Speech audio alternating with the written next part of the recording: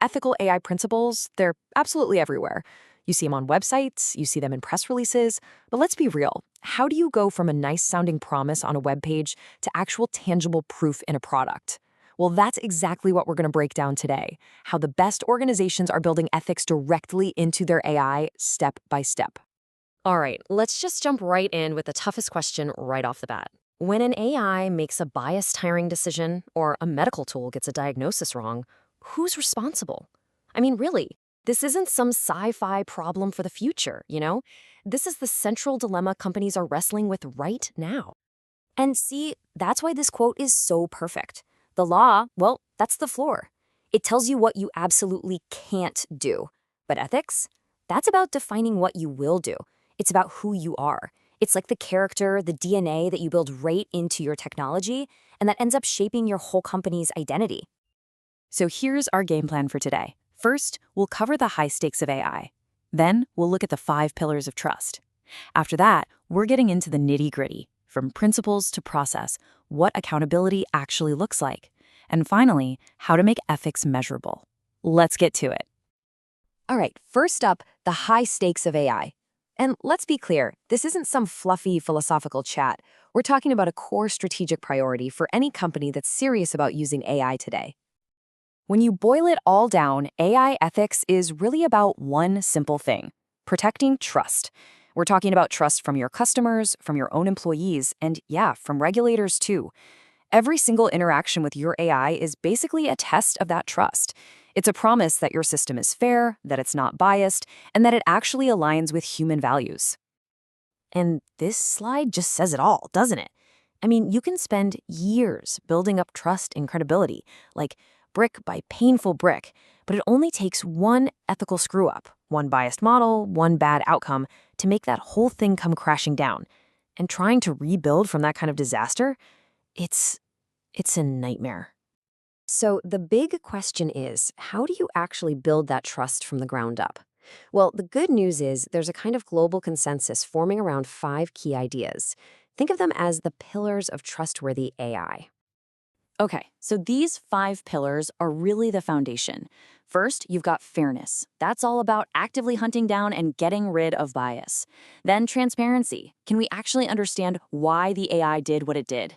Next is accountability, and this is a big one. A human, not a machine, is always ultimately responsible. Fourth, privacy. Obviously, you've got to protect people's data. And finally, safety, making sure the system is solid and can't be easily misused. And here's the really critical part, the big shift in thinking. These aren't just some abstract ideals you stick in a mission statement, right? No, they are operational principles. They are things your teams can actually measure, they can document, and they can prove.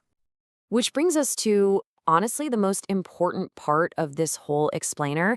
It's the million-dollar question. How do you bridge that massive gap between having these awesome-sounding principles and actually, putting them to work in your daily grind? Okay, think of it like an assembly line for ethics. It all starts with those big picture principles. Then you translate those into specific, concrete policies. Those policies then drive the creation of actual controls, both technical and process-based. And finally, those controls spit out the evidence, the proof, that you're actually doing what you promised you would do.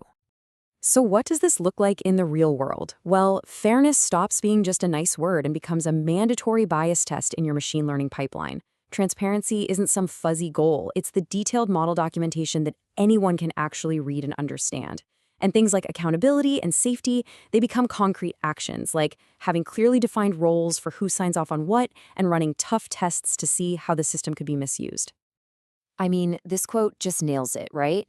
If your ethics strategy is just sitting in a PowerPoint deck that someone dusts off once a year, it's not real. It's just talk. It only becomes real when it's literally built into the tools and the processes your teams are using every single day. Okay, so let's double click on that accountability pillar for a minute. Honestly, this is often the trickiest one to nail down because it means you have to draw really clear lines of responsibility for everything from start to finish. When you have a good governance structure in place, everybody knows their job.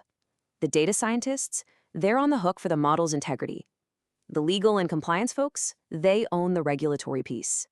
And the executives, they're the ones ultimately accountable for how this thing impacts actual people out in the real world. And that's exactly why you're seeing these AI governance committees popping up all over the place. They create one central place where all these different people, the techies, the lawyers, the business leaders, can get on the same page. It gives everyone visibility from the drawing board all the way to deployment, and it just makes oversight a natural part of the whole process. Okay, so we've got our principles, we've got our processes, and we have accountability. The last piece of the puzzle is proof. How do you actually make this stuff measurable? How do you show the world that it's working? So let's look at a real-world case study.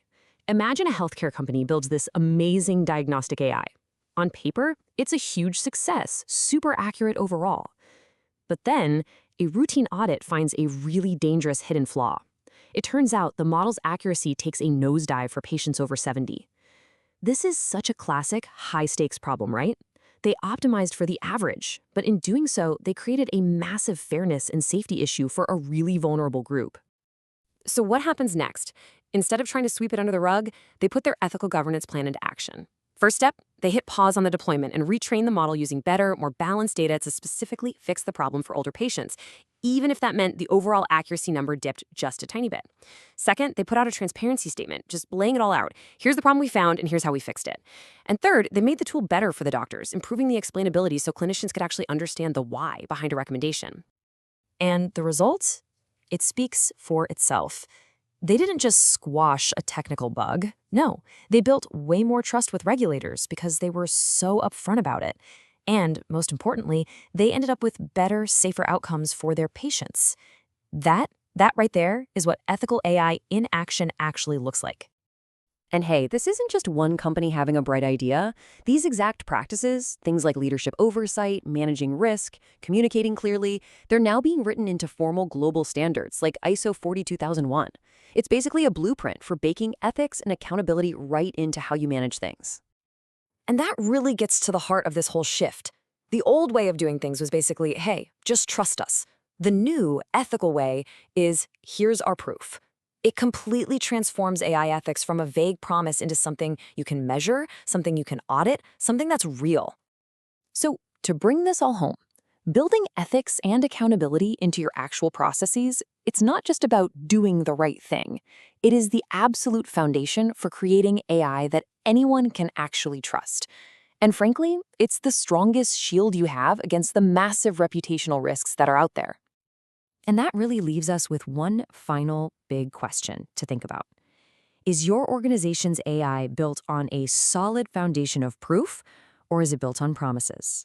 Because the answer to that question, it's pretty much going to define the future of trust in technology. This episode was brought to you by Complianta, the boutique consultancy helping organizations build secure, ethical, and audit-ready AI systems. Subscribe to our channel for more videos like this one, explaining practical guides on AI risk management, ISO 42001, and responsible innovation.